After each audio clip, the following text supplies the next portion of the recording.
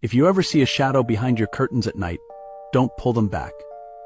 Hello, I'm Eric, and I need to tell you what happened before it's too late. It started a few nights ago.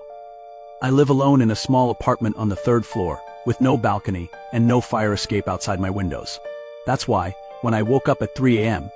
to get a glass of water and saw a shadow behind my bedroom curtains, I froze.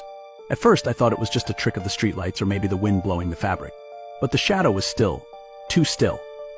It was shaped like a person, tall and looming, and it didn't move even as the curtains gently swayed. My heart raced as I crept closer, trying to rationalize what I was seeing. Maybe it was a weird reflection, or maybe I was still half asleep. But as I stood there, staring, I realized something chilling. The shadow wasn't cast on the curtain. It was inside the room, pressed against the fabric. I don't know where I got the courage, but I reached out and yanked the curtain back. The window was shut tight, and outside was nothing but darkness. No one was there. Just an empty street below, and the faint hum of the city at night. I laughed nervously, telling myself it had to be my imagination. I shut the curtains and went back to bed, trying to ignore the prickling sensation at the back of my neck, like someone was watching me. The next night, it happened again. This time, the shadow appeared just after midnight. I had been reading in bed when I glanced up and saw it closer than before. It wasn't pressed against the curtain anymore. It was standing just behind it, as if waiting for me to notice.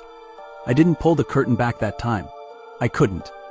Instead, I turned off the light and lay there, staring at the shadow until exhaustion finally pulled me into an uneasy sleep. By the 3rd night, I was terrified to go to bed. I tried staying awake, leaving all the lights on, but when the clock struck 3, I saw it again. The shadow was no longer behind the curtain. It was in the room, standing at the foot of my bed. Its shape was wrong, its limbs too long, its head tilted unnaturally. I couldn't see a face, just a void where one should be. I tried to scream, but no sound came out. I shut my eyes, hoping it was a nightmare. But when I opened them, it was still there, watching.